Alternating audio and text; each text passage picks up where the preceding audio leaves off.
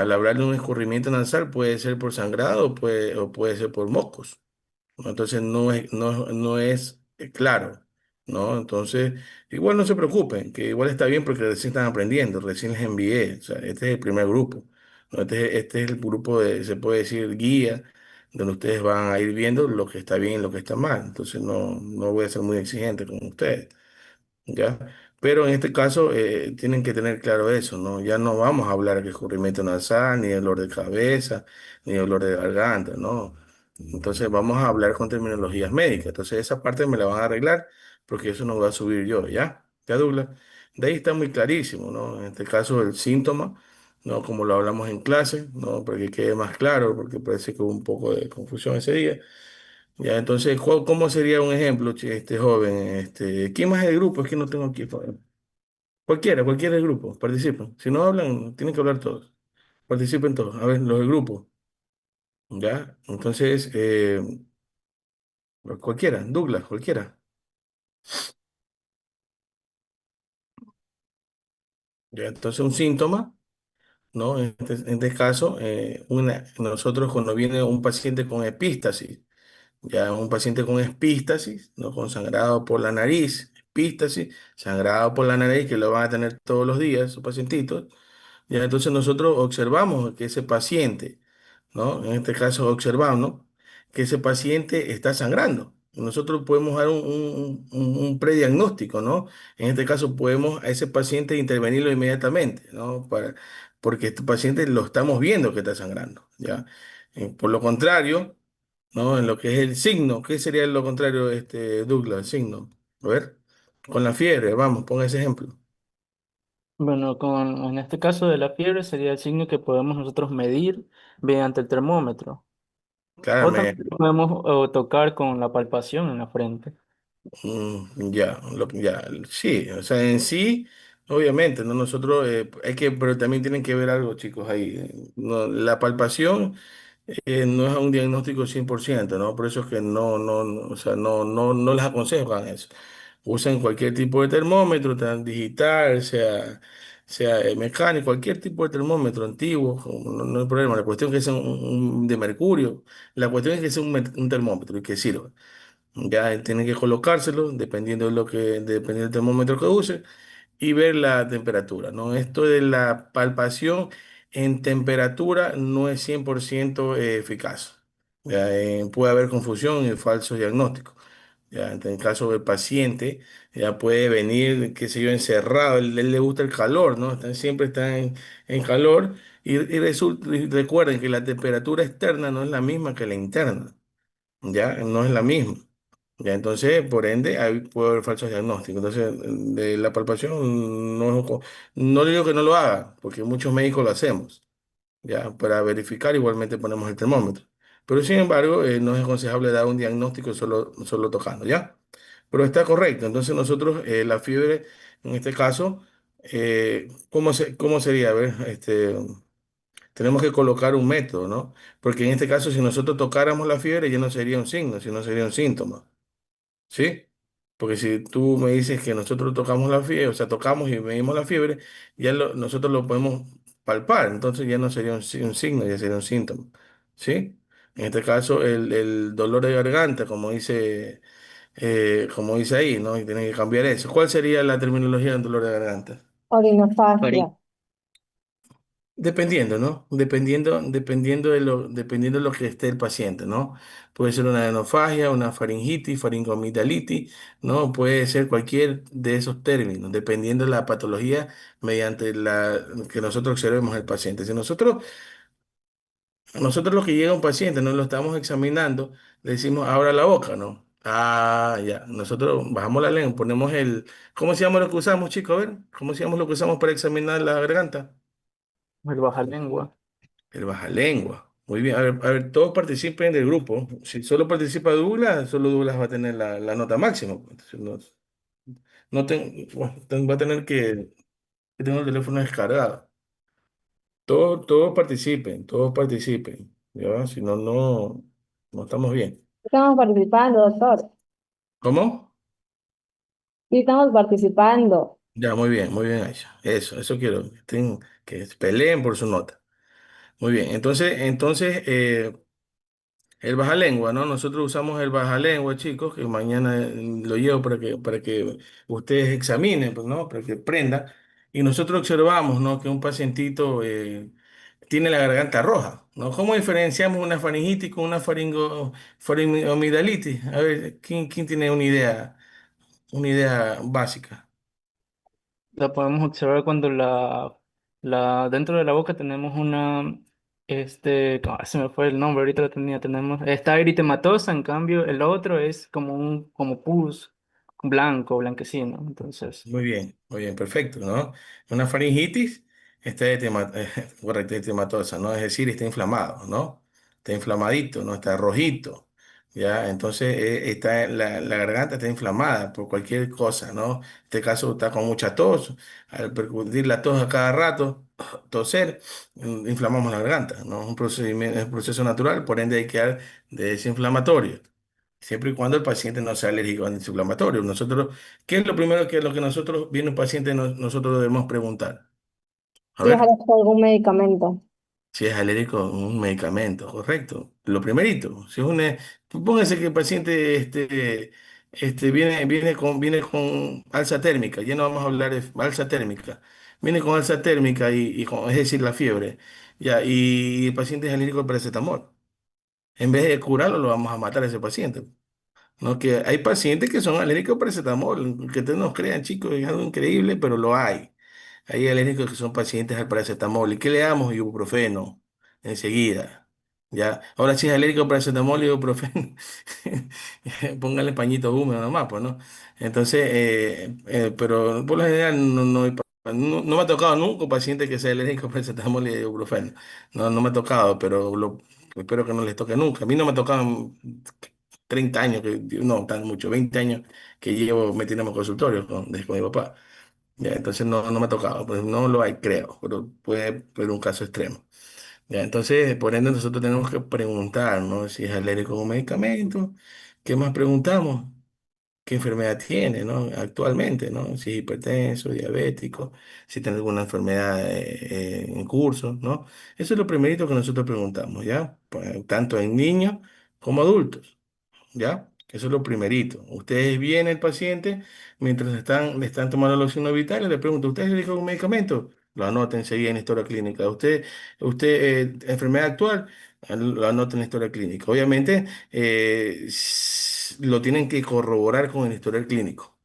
Ya, sí o sí tienen que corroborar con el historial clínico. Hoy en día el historial clínico está en el sistema. Si trabajan en el MSP, está en el MSP todo. Está desde que se lo trató, desde que nació hasta la actualidad. Está todo guardado. Ya, igualmente IES. No, todo el historial médico siempre está en la historia clínica virtual del paciente. Ya no hay confusión. Entonces, si es que nosotros tenemos en este caso, ¿no? No nos podemos confiar al 100% del paciente. Si nosotros vemos que ese pacientito nosotros le damos qué sé yo, el ibuprofeno y nosotros vemos que hay una alergia, automáticamente nosotros revisamos el sistema y para contrarrestar esa alergia, ¿no? En este caso, actuar rápidamente. Ya porque el paciente se puede olvidar, se puede confundir, incluso el paciente que ni sabe. Ya, entonces tenemos que estar pendientes de eso. Eso es como conocimiento general y más que todo como advertencia a ustedes, para que no les pase lo que nos ha pasado mucho. Ya, bueno, sigamos por favor. ¿Quedó clara esta parte? Creo que sí, ¿no? ¿Una duda? No, vamos, sigamos. Ya, cualquiera que hable. Aisha, Delgado, hable, por favor. Ok. Bueno, tenemos ahora lo que son clasificación de signos y síntomas, ¿no? Tenemos que se clasifican en tres. Tenemos lo que es según su origen, de igual manera según su valor diagnóstico y su tiempo de evolución. Bueno, según su origen, tiene dos subdivisiones que pueden ser generales o locales. Bueno, los generales hacen referencia a que alteran el estado general del paciente, que es decir, fiebre, anorexia, pérdida de peso, o sea, son síntomas generales que puede llegar a presentar un paciente, pueden tener un origen ya de ese momento por la patología que pueda tener el paciente en ese momento. Los locales, que pueden venir a afectar lo que son síntomas perdón, al sistema, a un sistema específico. Por ejemplo, puede venir un paciente, qué sé yo, que tiene, mm, a ver, veamos, que viene con un, ay, ¿cómo se decía? Dolor abdominal, terminancia. Dolor Por abdominal. ejemplo, viene ¿Sí? con una disnea, perdón, una disnea, bueno, viene con una disnea, con la persona, entonces ahí sabemos que, Por si acaso, dolor abdominal se dice dolor abdominal. así se dice, perdón, ahorita que como digo, pero bueno, Sí. entonces, tenemos un paciente que viene con dolor abdominal, entonces sabemos que está localizado ese dolor en el abdomen, entonces eso sería verificar entonces que ese dolor va a estar localizado, entonces ahí nos referimos al origen que sería lo local, ¿no? Luego tenemos según su valor diagnóstico. En efecto, aquí tiene dos subdivisiones que son específicos y están claramente relacionados con una enfermedad. Por ejemplo, si el paciente tiene, eh, qué sé yo, por ejemplo, ha tenido varicela, ¿no? Es un ¿Cómo? No lo diagnóstico, escuché. ¿Qué dijo?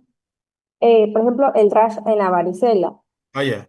Sí, bueno, entonces Parece. también tenemos pues, inespecíficos, que estos aquí pueden aparecer en múltiples patologías, por ejemplo, en la fiebre o en la fatiga.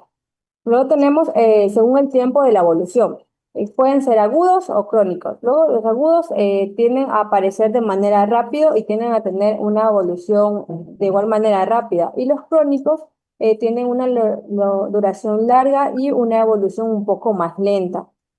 Luego tenemos, siguiente diapositiva. Ya, un momento, un momento. ¿Quién es ese dispositivo un ratito? El anterior. Ya, ¿sí entendieron, chicos? Vamos a ver, preguntarle. Vamos a ver. Eh, Aarón David Panchana, creo que es, ¿no? Sí, Aarón David Panchana. Ya, ya, ya me dijiste. A ver, según su origen, ¿qué entiende usted según su origen? ¿Qué es lo que entiende usted? Palabras.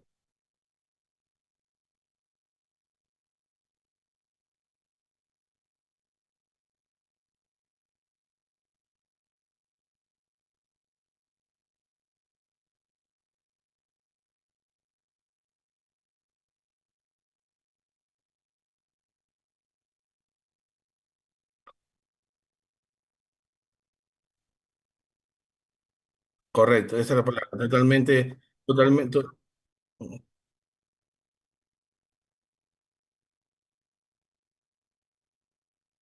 Claro, muy bien.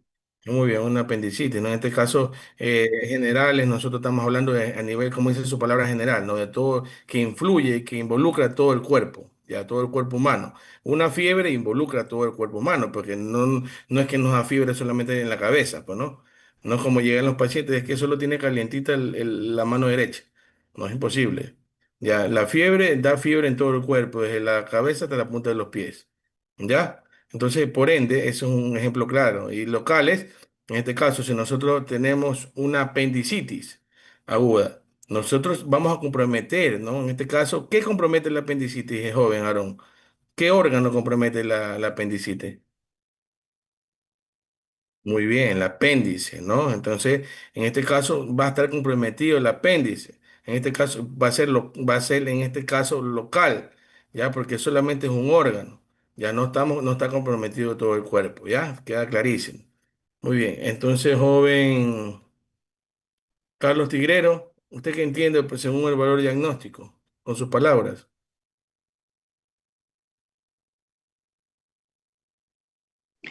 Por ejemplo, este puede hacer referencia a una enfermedad en específico, ¿no? Entonces, la presencia de esa enfermedad pues puede confirmar un diagnóstico. ¿Ya? Una enfermedad específica. ¿Usted se refiere? A ver, pero explíquese. Específico, ¿y cuál es la diferencia específico e inespecífico? Por ejemplo, específico es que se orienta a un grupo establecido de enfermedades, ¿no? Entonces, esto no solo la conforma por uno, por ejemplo, eh, una patología renal, ¿no?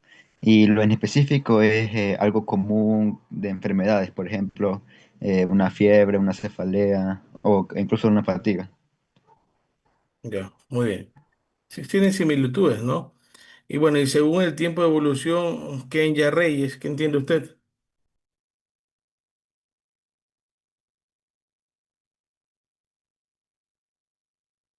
Señorita Kenya Reyes.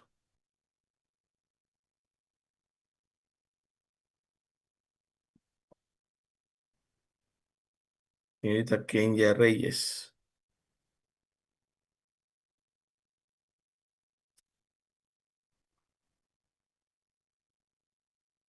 Bueno, les recuerdo que la actuación en clase tiene un valor de 5 puntos directo. Todas las personas que están aquí tienen 5 puntos ya regalados, se puede decir. Personas que no responden, que no están conectadas, yo les pregunto y no responden, automáticamente tienen -5 y tienen que volver a auto arreglarse esa nota, ¿no? Pues tienen que hablar y me dicen, doctor, yo participé, yo les borro enseguida, o yo veo que está anotada en la lista negra y yo les borro. Ya, cuidado con eso. Además de las personas que no están conectadas. Kelly Flores. Dígame, doctor. Según Ya. su evolución, los signos o síntomas se podría decir que es por una enfermedad aguda, o subaguda o crónica, que son los síntomas que se pueden cambiar según el tiempo de la evolución. ¿Pero qué es una evolución aguda y qué es una evolución crónica? La evolución aguda es algo de inicio rápido, eh, con síntomas que aparecen rápidamente, se podría decir. Ujú. Ya, no, Y no, no son los términos, pero sí, sí está bien explicado. O sea, está bien. ya, y en crónica son los síntomas que aparecen lentamente, pero a menudo van dañando algún tipo de órgano, como por ejemplo, entre crónicas puedo decir eh, hígado graso tipo 3 que va hasta evolución hasta cirrosis, y en eso se podría decir hasta un cáncer. Muy bien, muy bien, muy bien, señorita. Ya, entonces, en este caso vamos a tomar de ejemplo también lo más común, ¿no? Que hoy en día parece que fuera una pandemia, ¿no? Todos los de niños ya están con apendicitis agudas por la mala alimentación, es increíble. Pero bueno, una apendicitis aguda es rápida, ¿no? En este caso, nosotros empieza con el dolor y ya a las 5 6 7 horas y el paciente está en quirófano, porque si no, se nos puede complicar, ¿no? Entonces, es una enfermedad, una infección aguda. Ya en este caso, y crónica, como dice la compañera, puede ser un cáncer, ¿no? Un cáncer, nosotros, recuerden que el cáncer tiene etapas, ya tiene etapas, ya, estadios, como ustedes quieran llamarlo. Entonces, el cáncer no es que aparece mañana y pasado mañana yo me muero, para nada. No, el cáncer tiene su proceso. Ya, entonces, si es detectado a tiempo y mayores posibilidades de dormir la enfermedad, porque recuerda que el cáncer no se cura. Ya, no es que yo me cure el cáncer no se cura, el cáncer se duerme, el cáncer se lo trata, se baja, pero más no se cura. El cáncer siempre está ahí para toda su vida. Ya, entonces, por ende, chicos, un claro ejemplo es el cáncer, ¿no? Este cáncer sería de una enfermedad crónica. Ya, entonces queda clarísimo eso que tienen que tal vez diferenciar. Ya, vamos a ver. David Rivera se encuentra. Bien, profesor, buenas noches, buenas tardes. Buenas tardes. ¿Y por qué no enciende su cámara? Angélica Villón, María José Moreno, Denis Mariucci, Diego Arturo. Por favor, chicos, solamente vamos a ver, estamos viendo una hora de clase nada más porque nos choca. Yo sé que están cansados, los comprendo, yo también estoy cansado. Ya, pero hay que poner atención, ¿no? A la clase. Ya. Muy bien. Siga, por favor. Cualquiera del grupo, siga. Yo mañana tengo la hoja. Douglas, imprímame una hoja de todos los integrantes de los grupos, ¿ya? En una hojita nomás. No hay problema. Y- Yo le Sí, llego mañana. sí, gracias. El rol de signos y síntomas en el diagnóstico inicial. Como primer punto es la partida del diagnóstico médico. El médico inicia la evaluación escuchando lo que el paciente siente, como los síntomas, y observando o detectando lo que encuentra en la exploración física, como los signos. Esto lo basa para cualquier diagnóstico. En segundo punto tenemos que permite la formulación de la hipótesis clínica. Es según los signos y síntomas. El médico puede plantear diversas enfermedades que explican el cuadro o el diagnóstico diferencial. Como tercer punto, tendremos que conduce a la selección de exámenes complementarios pertinentes. Se piden exámenes para escoger aquellos que confirmen o descarten la hipótesis clínica inicial. Ayuda a establecer la gravedad del cuadro clínico y orienta la conducta terapéutica inicial. Esto podemos decir que es la intensidad y la combinación de signos y síntomas que indican si el paciente refiere atención urgente, hospitalización o tratamiento. Como ejemplo, tenemos que un paciente refiere disnea como síntoma y se oculta un espector precipitante en una base pulmonar como signo, lo que puede orientar inicialmente hacia un diagnóstico de insuficiencia cardíaca o neumonía. Claro, neumonía, más que todo la neumonía, ¿no? Si estamos ocultando, ¿no? En la parte posterior, ¿no? Hay un extractor que ya vamos a aprender ya, más adelante, diferenciar, ¿no? Lo que es en la ocultación, vamos a ocultarnos en la práctica de nosotros mismos y les voy a enseñar cómo se escucha, ¿no? Es más, ahorita que me acuerdo, voy a hacer un video, voy a anotar aquí, como un video de un ratito de ocultación. Ya, esto los voy a llevar yo, chicos, para aprender en la práctica de la próxima semana, porque mañana vamos a dedicarnos a hacer esta historia clínica. Les voy a enseñar cómo suena, ¿no? Un extractor, cómo van a diferenciar en la ocultación, donde ustedes tienen sospecha, ¿no? De una neumonía, de una bronquitis, o simplemente una tos o simplemente una tos o una gripe común, ¿no? Entonces, aprender a diferenciar algo tan sencillo que puede salvar una vida. En sus familiares mismos. Ya, muy, muy bien, señorita. Eso está perfecto, ¿no? Cuando ustedes hablen, siempre pongan ejemplo. Más que todo en simbología, es ejemplo para todo. Ustedes se dan cuenta que hablamos algo, un ejemplo, porque si no hay ejemplo, se nos quedará en la nebulosa, ¿no? En todo lo que ustedes hablen, siempre pongan un ejemplo. Y nosotros, si queda una duda, que a veces sus compañeros nos preguntan, porque igual da vergüenza, tantas cosas, ya, entonces queda la duda, ¿no? Entonces no saben qué es ese espacio. Entonces ya con un ejemplo, ya sus compañeros entienden, ¿ya? ¿Qué más? Otro compañero, usted mismo siga, señorita, que habló bien. Sí, usted mismo. Esta diapositiva Las, tenemos las las técnicas de técnicas. análisis efectiva. La interrogatoria es la base de la historia clínica y consistente en la entrevista de médico y paciente. Se distingue entre interrogatorio directo e interrogatorio indirecto. Como segundo punto tenemos la observación, el método no verbal para identificar signos visibles. Ya, muy Como bien. ejemplo, la coloración de la piel, las posturas faciales, los movimientos anormales. En tercer punto tenemos la exploración física, que es el método que complementa la anamnesis y se realiza usando las maniobras de semiología clásica, como la inspección, que es la observación directa, erupciones, edemas. Como segundo punto, la palpación, que es evaluar texturas, temperaturas, color y masas. Ya, En muy tercer bien. punto, sí. Sí, ya, un segundito. Muy bien, señorita.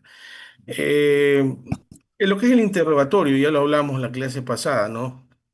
Nosotros no solamente interrogamos al paciente, ¿no? Hay veces que nosotros tenemos que interrogar a la madre, tenemos que interrogar al padre, al familiar. Ya, les pongo un ejemplo, un paciente con posible consumo de estupefacientes, ¿no? El paciente no le va a decir yo consumo marihuana, yo consumo cocaína, ¿no? No les va a decir, ¿no? En este caso, el familiar les va a decir, ¿no? Mi hijo consume. Entonces, ya nosotros sabemos cómo actuar, ¿no? Sabemos qué medicamentos enviarle, qué no enviarle y cómo hablarle, ¿no? Por eso a esos pacientes se les trata de manera especial, ¿no? En el caso de hablarles, no es lo mismo como tratar un paciente en general. Ya eso lo vamos a aprender también, cómo debemos abordar ese tipo de pacientes. Ya lo más común, ahí se le hace nosotros en el centro de salud y no tenemos mayor cosa, más que darle tranquilizantes, ¿no? En este caso para que puedan dormir, porque estos pacientes así no pueden dormir, ¿no? En este caso les da síndrome de abstinencia, ¿no? Un síndrome de abstinencia. Así se llama, chicos, síndrome de abstinencia, que prácticamente es como una desesperación que el paciente dice, yo me ahogo, llegan a la consulta y dicen, me ahogo, doctor, no puedo respirar. No, cuando en sí el paciente no tiene nada, solamente es un síndrome de abstinencia que la mente provoca eso, provoca esos signos y síntomas en ese, porque incluso provoca también signos, ¿no? En este caso, a veces produce prurito y se confunde con otro tipo de patología. Bueno, ahí nosotros descartamos, ¿no? También. Entonces, por ende, chicos, cuando nosotros venga, dependiendo del paciente, ¿no? Que venga, en este caso, si viene un adulto mayor, ¿no? Un pacientito de 90 años, obviamente ese paciente no pueden ustedes recibirlo solo, tienen que recibirlo con un familiar, ¿no? Porque la mayoría de esos pacientes ya tienen problemas de memoria, ¿no? O normal por la edad, no digo todos, la mayoría. ¿Ya? Entonces, ustedes a ellos no le van a decir yo soy alérgico a ese medicamento. Entonces, por ende, el familiar le va a decir, no, mi papá me es alérgico a ese medicamento. Entonces, para evitar errores y fallos, en este caso, en ese tipo de casos puntuales que le he dicho, sí se le interroga al familiar, no solamente al paciente. ¿Ya? Y lo que es la observación, ya ustedes saben, chicos, Catherine Plúa, por favor, enciende la cámara, Nay Campo Verde, Denis Mariuxi, la cámara, por favor. ¿Ya? Entonces, en la observación, ustedes ya saben, chicos, ¿no? La observación, observamos, ¿no? Con nuestros ojitos y vemos vemos lo que el paciente tiene, ¿no? ¿Qué tiene? ¿No? ¿Qué normalidad tiene en el cuerpo? Si tiene un edema, si no tiene edema, si tiene prurito, si no tiene prurito, ¿no? Si en la examinación, ¿no? En este caso, con la exploración física, ya avanzando, en la tercera parte, nosotros prácticamente vamos a ver, ¿no? Vamos a tocar, ¿no? Ya no observamos, como en el punto 2. En el punto de observación solo vemos, ¿no? Pero en la exploración nosotros vamos a tocar al paciente, ¿no? En este caso, el paciente viene con un edema de miembros inferiores, que quiere decir que en términos no médicos está hinchado. Ya viene con un edema o un edema generalizado. No, nosotros vamos a tocar ese edema, ¿no? Vamos a palpar a ver en qué grado está ese edema, ¿no? ¿Cómo alguien tiene una idea cómo nosotros nos damos cuenta de que un paciente está edematizado, muy aparte de la observación? ¿Qué nosotros hacemos? A ver, Diego Arturo, veo que tienes la idea. Dila nomás, no hay problema, si te confundes. Si me confundo, no importa, ¿verdad? No, no, para nada. Eh, Nosotros palpamos al paciente, presionamos la parte en donde nosotros analizamos si tiene edema y analizamos si la circulación sanguínea regresa rápidamente. Y si no regresa rápidamente, creo que existe retención de líquido. eh, los vasos sanguíneos no están funcionando adecuadamente en ese sitio, entonces damos un diagnóstico de que tiene edema en ese momento. Muy bien, mijito, perfecto, tranquilo, no, mientras no hablemos temas, eso no se preocupen, hablan, si se confunden, lo rectificamos y no pasa nada. Cuando yo hablo y repito y vuelvo a preguntar y no hablan, que es peor, ahí obviamente lo califico, pero si no, no, tranquilo. Ya, en este caso es perfecto lo que tú dices, ¿no? Es así, ¿no? Un edema lo diagnosticamos de esa manera, ¿no? Nosotros vamos prácticamente a tocar al paciente, vamos a hundir en la parte donde tiene ese edema, ¿no? Vamos a hundirlo y si no tiene retractibilidad inmediata, ¿no? Porque si ustedes, tóquense ustedes mismos, hundan así, todos quiero ver que se hundan con un dedo en la parte del brazo. ¿Ya? Húndanse y observen de inmediato, ¿no? Casi invisible, no quedan, es de inmediato, ¿no? En los pacientes con edema no es así. Ustedes hunden el dedo donde está el edema y ese dedo queda hundido, ya queda hundido. Y entonces nosotros ya estamos hablando que ese paciente, al no tener esa retractabilidad inmediata, ¿no? Este paciente está cursando un edema por cualquier causa. Puede ser por insuficiencia renal, que es lo más común, ¿no? Que es lo más común. Al nuestro riñoncito ya fallar, ya prácticamente la circulación sanguínea no está normal. Y siempre comienza con los pies, ya por lo general, casi siempre. Entonces, nosotros ya, obviamente, tenemos que estudiar, ¿no? Una ecografía, hacer exámenes de laboratorio, perfil hepático, perfil renal, para ver cómo está todo, ¿no? Ya vamos a estudiar también eso. Y entonces, ahí nosotros damos un diagnóstico. Entonces, ahí nosotros estamos explorando físicamente al paciente y ya estamos con la exploración, con la observación y con el interrogatorio, nosotros ya estamos viendo que ese paciente tiene posiblemente una, ¿qué posiblemente tenemos? A ver. Un edema. No, pues el edema lo tiene. Una posible enfermedad. ¿Hay qué posible enfermedad? Insuficiencia renal. Una insuficiencia renal. Muy bien, Insuficiencia mi. renal. Muy bien, posiblemente con todos los prediagnósticos que estamos hablando, posiblemente el paciente tiene una insuficiencia renal, ¿no? Que el tipo que tenga de insuficiencia, eso ya lo tenemos que derivar dependiendo de lo que nos diga el imagenólogo, ¿no? Lo que nos diga el ecografista. En este caso ya hay que hacer estudios más profundos, ¿no? Para dar un correcto diagnóstico, pero nosotros ya tenemos un prediagnóstico. ¿Ya? Y bueno, con la revisión de documentos y registros clínicos, como les expliqué antes, ¿no? Las historias médicas, pueden ver de todo. Todos nosotros en un momento hemos tenido nuestro historial médico, ¿no? Y es MSP, ¿no? Ahora ustedes que pertenecen acá también tienen su historial médico en la UCSE, que ustedes le hicieron exámenes de laboratorio, tengo entendido, todos. ¿No? Ya tenemos nuestro historial, ya sabemos si tenemos colesterol alto, triglicéridos altos, si sufrimos alguna enfermedad catastrófica, no la sufrimos. Bueno, ya nosotros ya tenemos un historial a nivel de UCSE y tengo entendido que la UCSE lo manda al Ministerio de Salud Pública. Entonces, por ende, en el Ministerio de Salud Pública ustedes ya están registrados y ya saben qué enfermedad o qué tipo de enfermedad tienen o son propensos a tener, ¿no? Dependiendo de cómo estén actualmente. ¿Ya? Entonces, eso está clarísimo, ¿ya? ¿Alguna pregunta, chicos? ¿Cómo se va el tiempo, no? Increíble. Se puede con el tiempo.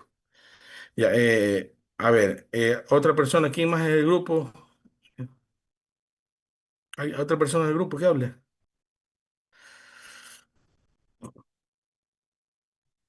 Yo les voy a hablar sobre un examen físico general. Bueno, el examen físico general, también conocido como una exploración física, es una evaluación completa del estado de salud de una persona. El médico utiliza sus sentidos, vista, oído, tacto y técnicas específicas como la inspección, palpación, percusión, auscultación para identificar posibles problemas de salud. Siguiente diapositiva.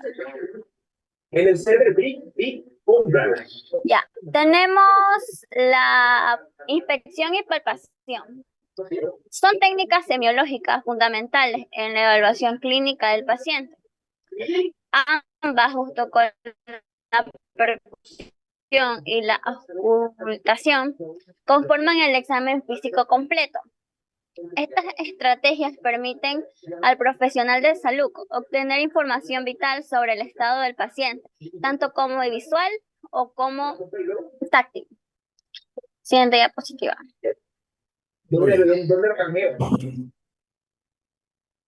Ya, la inspección. La inspección es la evaluación visual del paciente y debe ser el primer paso en cualquier examen físico. Consiste en una observación detallada y metódica de la superficie corporal buscando signos y anomalías. Tenemos como estrategia de la inspección tenemos que posición y exposición, que que consiste en colocar al paciente de manera que se puedan inspeccionar todas las áreas relevantes, garantizando privacidad y comodidad. Una iluminación adecuada. Consiste en que tenemos que asegurarnos de tener suficiente luz para poder tener una correcta visualización. Observación general. Iniciar con una evaluación global del paciente, observando su estado de conciencia, coloración de la piel, entre otros. Y una observación específica, que esto consiste en enfocarnos en áreas o síntomas específicos según la sospecha clínica, buscando signos como inflamaciones, lesiones o deformidades. Tenemos la palpación. Bueno, la palpación en el uso del sentido del tacto es para evaluar la textura, temperatura, tamaño y forma y sensibilidad de las estructuras corporales. Es una técnica que complementa la información obtenida en la inspección. Ya, como estrategias tenemos de la ubicación de las manos. Bueno, esto lo podemos utilizar en la cara para palpar. A ver, podemos utilizar la cara para palpar. A ver, utilizar la cara, palmar. Ahí. ¿Cómo? Bueno, podemos utilizar la cara ya para palmar. Ay, ¿Qué le perdón, pasó? a ver. No, tranquilo. Utilizar la cara Respire, para respire, palmar de respire, a ver, los respire. dedos. Respire y piense, y piense. Respire y piense. Y ahí hable, ¿ya? Ya. Ubicación de las manos. Ya. Podemos utilizar la cara, palmar de los dedos y la mano para explorar diferentes zonas, aplicando la presión adecuada. Ya. Movimientos suaves y sistemáticos. Recorrer la zona a palpar de manera metódica, evitando movimientos bruscos. La palpación superficial y profunda. Podemos iniciar con una palpación superficial para evaluar la piel o tejidos blandos. Podemos aplicar una presión más profunda para explorar órganos y estructuras subyacentes. Claro, muy bien. En este caso, bueno, la inspección ya está clarísimo, ¿no? Todo lo que hemos hablado, pero lo que es la palpación, ¿no? En sí, no, es nosotros tocar al paciente, es decir, el paciente viene con una dolencia, ¿no? No es que nosotros vamos a coger y vamos a tocarle a todo el cuerpo al paciente, ¿no? Para nada. Nosotros nos vamos a enfocar en el lugar donde el paciente está quejando su dolor, su dolencia, su malestar, su inflamación, lo que sea lo que tenga con lo que vaya el paciente a verlo. Ya nos enfocamos en esa área. Obviamente, si nosotros tenemos sospechas, ¿no? En este caso, ¿no? Si el paciente, vamos a poner un ejemplo, ¿no? Cálculos renales. Vamos a poner ese ejemplo clarísimo, cálculo renal. El paciente viene con dolor, ¿no? En este caso, viene con dolor abdominal, ¿no? ¿Hacia dónde alguien tiene una idea hacia dónde se irradia el cálculo renal? A ver. ¿No tiene una idea? ¿Cualquiera? Muchos de ustedes, alguien de ustedes tiene que haber tenido un cálculo o algún familiar, no, que me duele, y después me duele por acá también, y hay una confusión, ¿no? Entonces, nosotros por eso, ahí nosotros palpamos. A ver, ¿alguien que tenga una idea? Cualquiera, chicos. Riñón, ¿Mandé?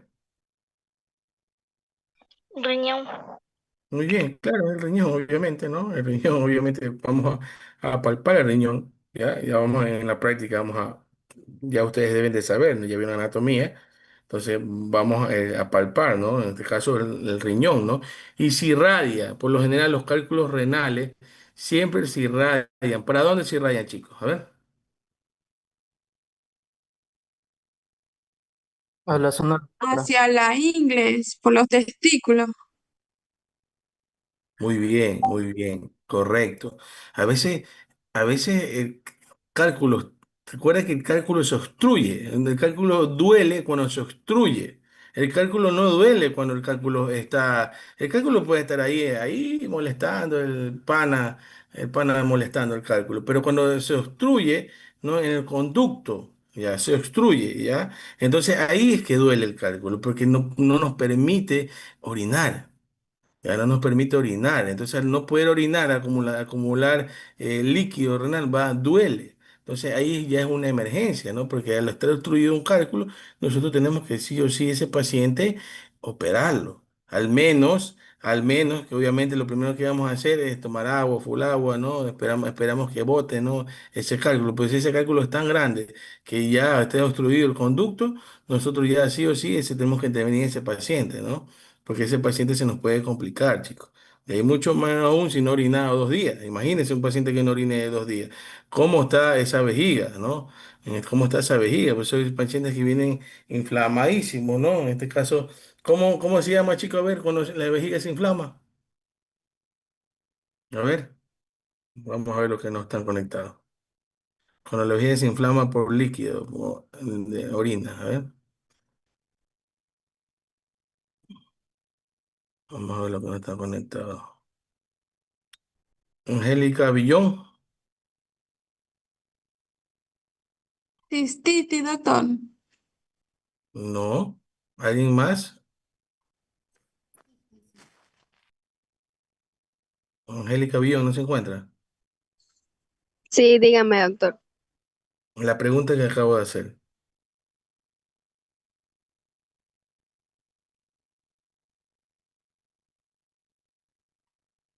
Le escucho.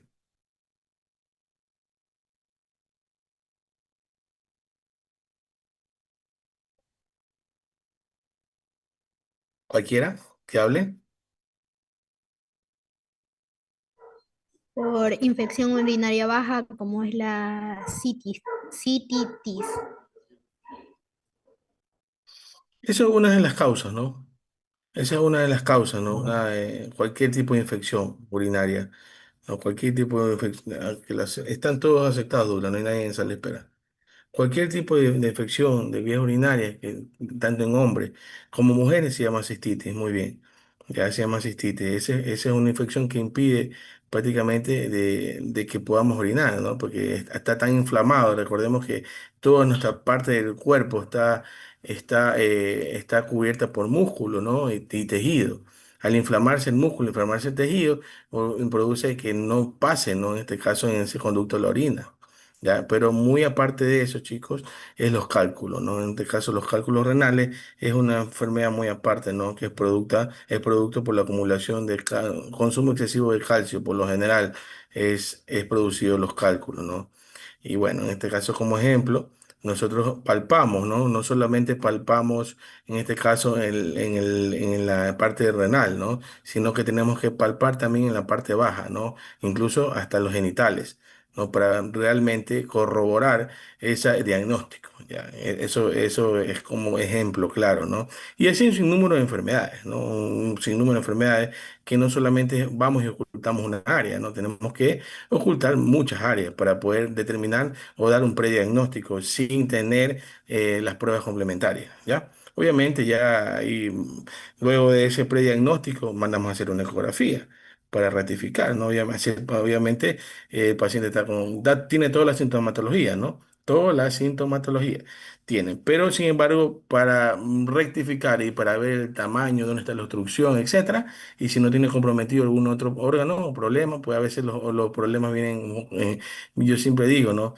A veces los problemas, a veces este tipo de problemas vienen con amigos, ¿no? Si vienen por una cosa y salen por tres. Entonces, por ende, tenemos que rectificar para tener nosotros una base, ¿no? Y saber cómo mismo vamos a tratar al paciente. En este caso, el diagnóstico de primera línea es una ecografía abdominal, abdominopélvica en este caso sería. ¿Ya? Muy bien.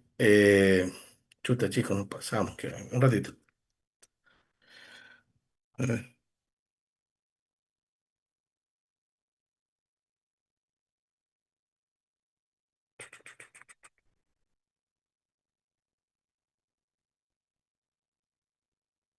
Ya.